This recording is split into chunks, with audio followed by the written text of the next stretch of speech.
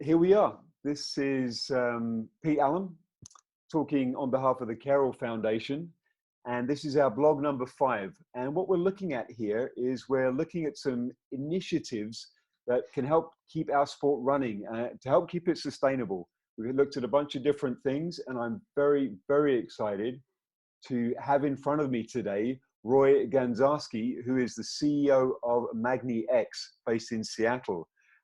They just recently took a maiden flight in a modified Cessna Caravan. So Roei, I wonder if you could give me, thank you very much for coming, if you could give me a little bit about the company history and your mission statement.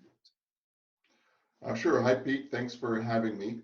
Magni-X is out to connect communities by enabling every person to fly in a clean, low-cost, all-electric aircraft. That's our goal. We started back in 2009 doing various R&D projects on electric motors.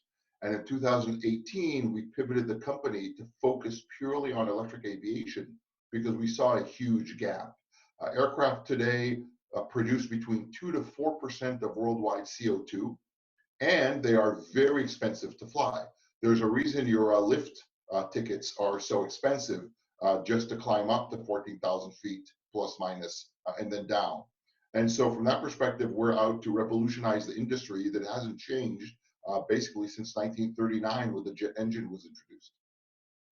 Whoa, that's an amazing mission statement. I know you have a lot of skydivers that are going to be right behind you, especially the ones that hopefully are going to start watching this. And it's very fortunate to be able to spread the news.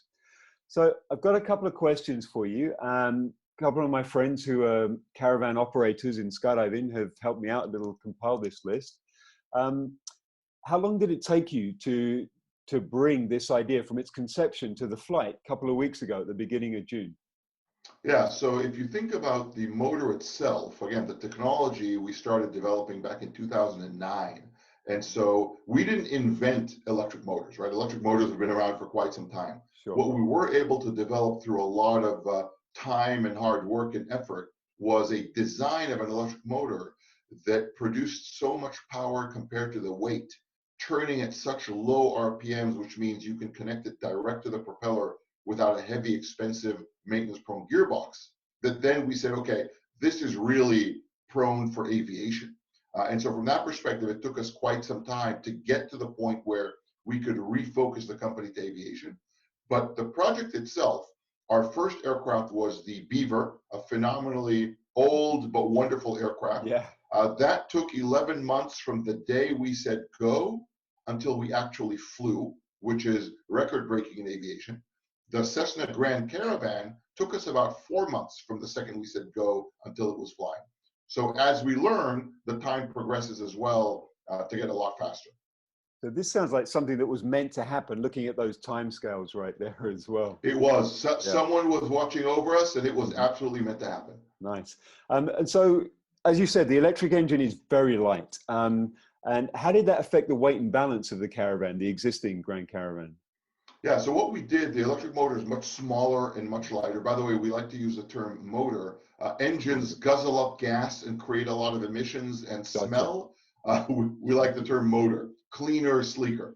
And so what we did was basically put the motor as front in the nose as possible, and then added some weights up front in order to maintain the same center of gravity, because that was very important, right? We were trying to not change the flying characteristics for the pilot of the aircraft. And so we put everything as forward as possible, and that's how we maintain the center of gravity. So from a flying perspective, there's really no difference.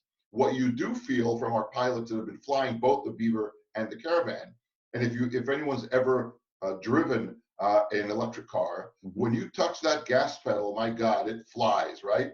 Same thing, we're getting the same feedback from the pilots. They take off faster, they climb faster.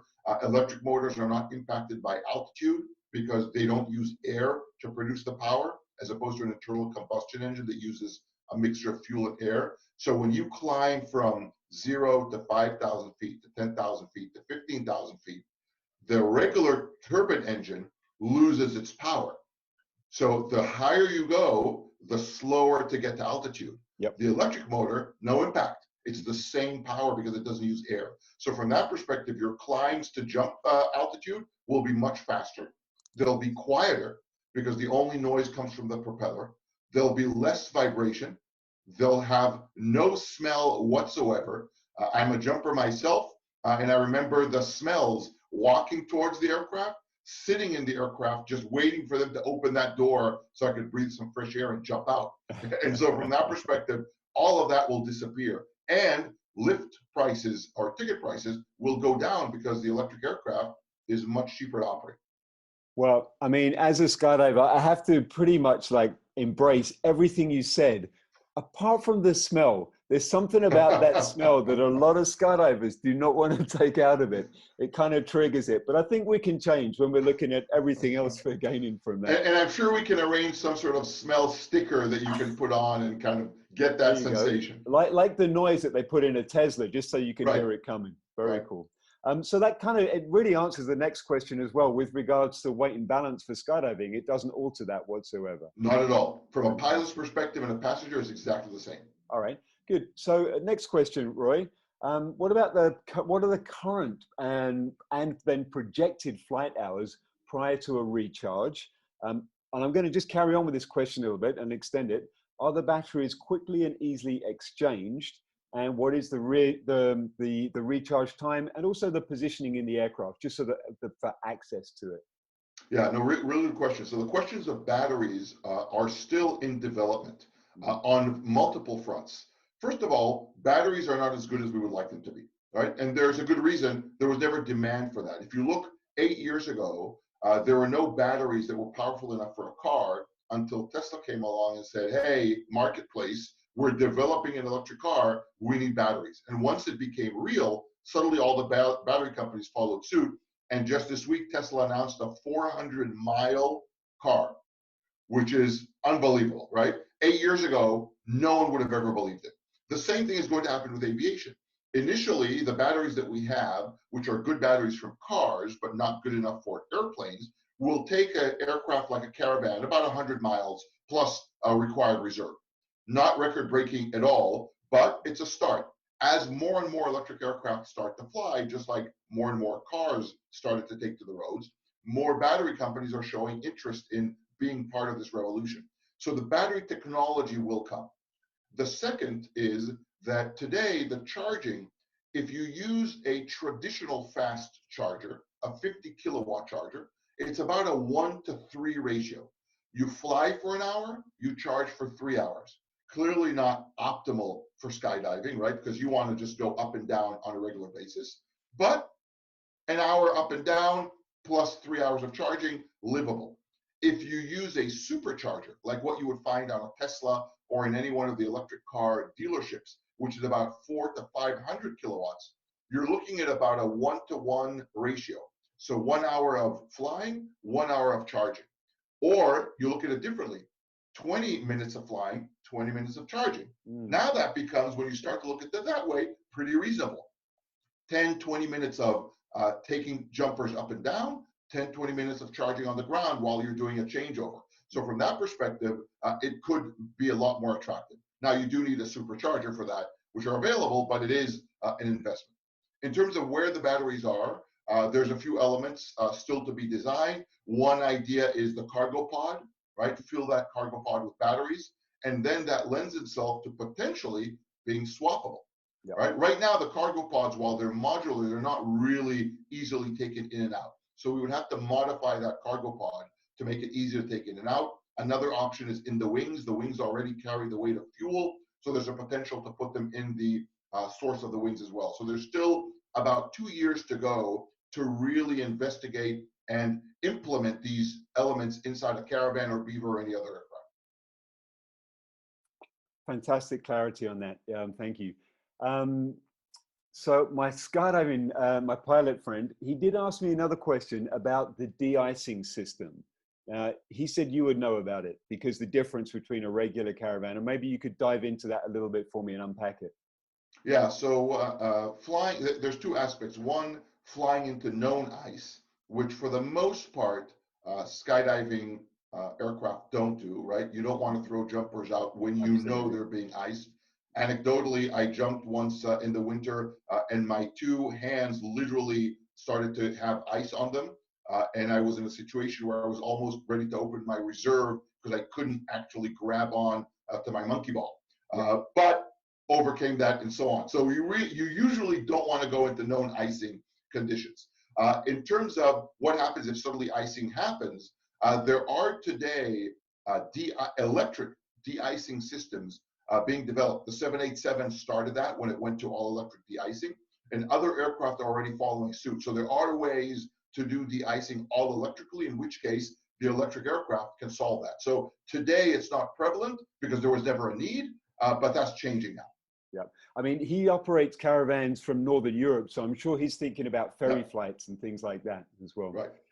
Okay, I think you may have answered the next question, which was on the cost of the thing. I mean, you said the running cost is going to come down and down, but maybe you can highlight on the actual cost of an aircraft such as the Caravan for skydivers.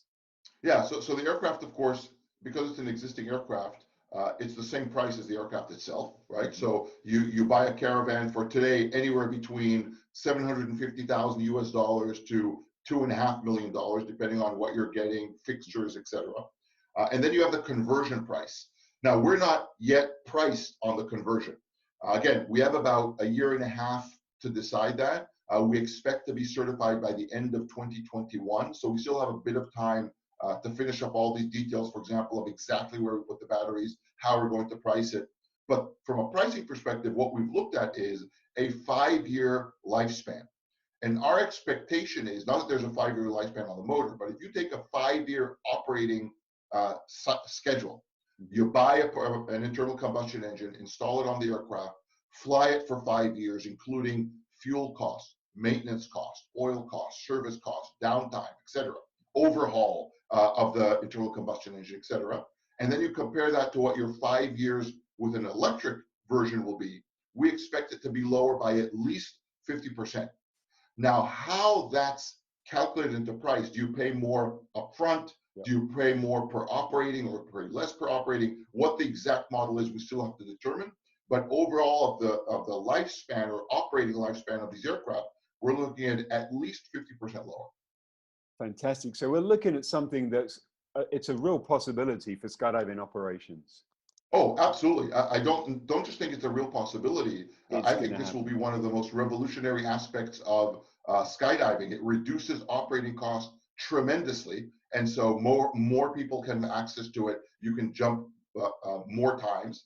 Second is your climb to altitude will be faster, and your descent will be faster. Right now, the nosedive descent is limited by the ability of that engine not to overheat as it's diving down. With an electric motor, you don't have that challenge. In fact, you're nosediving and you're regenerating some of the battery. And so from that perspective, there are huge advantages to skydiving. Now, skydiving won't be the first market. I think, as we all know, skydiving clubs are not the richest in the world and don't have a lot of spare cash to spend. So I don't know that they'll be the first movers of this technology, but they're definitely going to follow suit. Especially being a skydiver yourself, I'm sure you're pretty keen to see this thing enter the skydiving world. Yeah, absolutely. I'm just thinking of the opening of that door and hearing nothing, because almost like jumping out of a hot air balloon, right? The noise you'll hear at the jump level and jump speed is going to be very low, almost like a fan. I think it'll be an incredible experience. You got chills. I mean, going up and down my spine right now. I mean, I've been jumping for 42 years. I have over 34,000 jumps. Wow. And I've been questioning why I'm still skydiving due to the technology and the lack of sustainability about it. And now you guys bring something like this. I've suddenly seen a whole new future ahead of me in the sport. So that is going to be fantastic. Yeah. Do you have anything else you want to add today? No, I think we're covered. Just blue skies and gentle winds. Nice one, Roy. When did you last jump? Oh, it was quite some years ago. Okay. After a couple hundred jumps, kids came around, work came around, and the jump club that I jump at here in Seattle moved about an hour further away from the 2 hours it was already. And so that kind of slowly dwindled my life away. I'm hoping that actually electric aircraft will revive that, because I have a dream in which I will jump out of our first electric aircraft. And so I'm trying to see how I revive that element. As the CEO, Roei, I think you can make that happen. You have that. Roei, so thank you so much for your time today. I really appreciate it. Thank you very much. Yeah, and guys, thank you very much for listening to the Foundation's blog. What an amazing amount of information from Roei there. We all look forward to the first jumps from the electric Caravan. If you have any feedback on what you heard today on some of the other initiatives that we've been talking about, please get in touch with us. We'd like to share it more within the skydiving community. Thank you very much for watching.